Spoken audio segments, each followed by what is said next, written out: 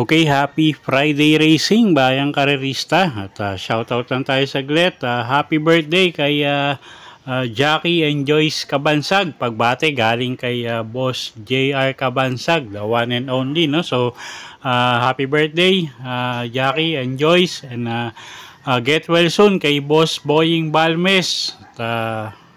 Happy racing na rin kay Boss Ronald Susim. Okay, so Friday night racing tayo, 7 karera at start time nga natin is alas 5 ng hapon. At simulan na nga natin yung mga giya natin para sa araw ng Biyernes, August 1, 2025.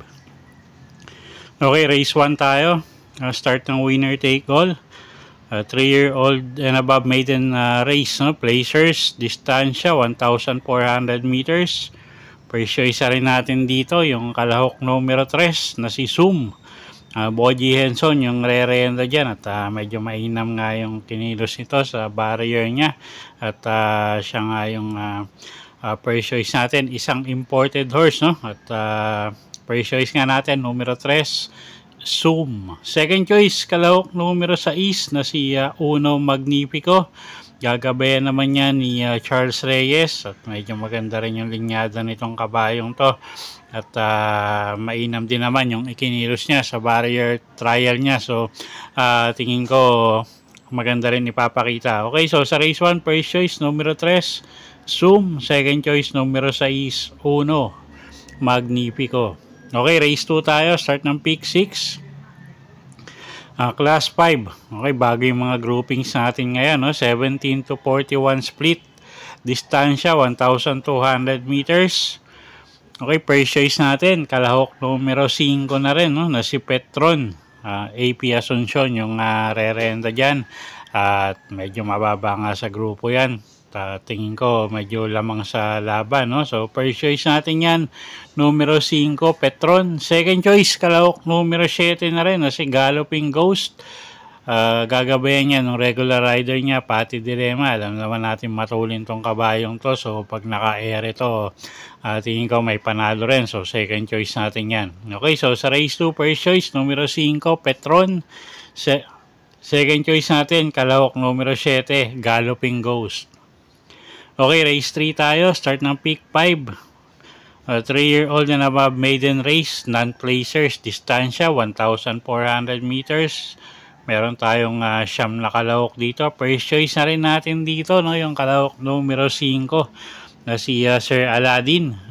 JB Guerra yung sasakay dyan. Isang imported horse at medyo siya nga yung first choice natin dito, no? At lamang sa preba tong kabayong to. Hindi lang natin alam kung maganda ikikilos, no? At anyway, siya yung first choice natin. Second choice, kalahok numero 8 na si Levitating. Gagabayan naman niya ni RJC Tabor at pwedeng pangdehado, pangsama sa mga exotic nyo, yung kalahok numero 7 na si Feisty. Okay, so sa race number 3, first choice ka numero 5 Sir Aladdin. Second choice kalahok numero 8 Levitating at pwedeng pangsama pang dehado, no? Yung kalahok numero 7 na si Feisty.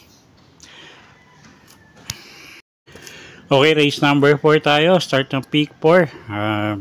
Class 5, 17 to 41 split bracket. Distansya 1,200 meters. First choice natin, kalahok numero 2 Best Chat. Jeff Bakay kayong re-renta dyan. At pwedeng iuna, pwedeng isabay ang kabayong yan, pero tingin ko isusunod yan, no? Dahil matulin nga yung uno. At siya na rin yung second choice natin, yung kalahok numero 1 na si Medbase. GL Ciego Jr. yung sasakay dyan. Siya yung nakikita natin magdadala ng marcha dito. At pwedeng pangsama, pangdehado, yung kalahok numero 7 na si Bumabaga. JRD Ocampo naman yung sasakay dyan. Okay, so sa race number 4, first choice nga natin, kalahok numero 2, Best Shot. Second choice, kalahok numero 1, Medbase. Third choice, kalahok numero 7, Bumabaga. Okay, race 5 tayo. Class 4, 42 to 56 bracket. Distansya, 1,200 meters. First choice na rin natin dito, numero 7, main event. Jeff Sarate yung sasakay dyan. Medyo mainam yung huling panalo nitong kabayong to. At mukhang paumento ulit, no? So, first choice natin yan, numero 7, main event. Second choice, kalahok numero 3, Sabawani. Pabs Caballeo naman yung sasakay dyan. Isang imported horse. Gamay din naman ni Pabs Caballeo yan. So, siya yung second choice natin at pwedeng pangdehado rito, no? Yung kalahok numero 2 na si Black Star. Gagabayan naman yan ni A.R. Villegas. Okay, so sa race 5, first choice numero 7, main event. Second choice, kalahok numero 3 na si Sabawani. At pangdehado natin, entry number 2, Black Star. Okay, race 6 tayo. Penultimate race, class 4, 42 to 56 bracket ulit. Distansya natin, 1,200 meters. First choice natin dito, yung kalahok numero 7 na si Mang Nano. Jeffrey Bakay yung sasakay dyan. At gamay naman ng hinete yan. So, first choice natin yan, numero 7, Mang Nano.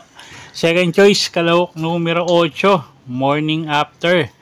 Gagabayan naman ni A.R. Villegas at siya yung nakikita nating magdadala rin ng marcha dito. So, second choice natin yan, numero 8, Morning After. Pag na-rate ng maayos, tingin ko malaki panalo. Third choice natin, kalahok numero 4 na si Buntay Sure. JB Hernandez naman yung sasakay dyan. Okay, so sa race 6, first choice nga, numero 7, Mang Nano. Second choice, kalahok numero 8 na si Morning After. Third choice, numero 4, Buntay Shore. Okay, race 7 tayo. Last and final race for the day. Class 5, 17 to 41 bracket. Distansya, 1,200 meters. Okay, first choice natin dito. Kalahok numero 8, Imperial Queen. Sa Dampilapil yung re-renta dyan. Medyo mainam yung huling kinilos nito. At mukhang paumento si Kabayo. So, first choice natin yan, numero 8, Imperial Queen. Second choice, kalahok numero 6 na si Fast Sailing.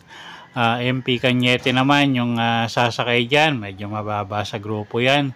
At tingin ko malaki rin panalo niya, no? At third choice natin dito, yung kalahok numero 7 na si Early Bird.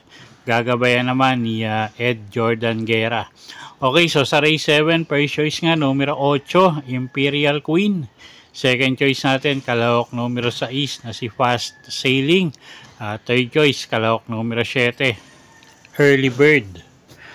Okay, so yun po yung mga giya natin para sa araw ng Biyernes, August 1, 2025. Sana po yung makatulong sa pagpili nyo ng mga tatayaang kabayo. Inulit ko po, kayo pa rin po masusunod kung saan nyo itataya yung pinagpaguran yung pera. Good luck po at happy Friday racing, bayang karerista.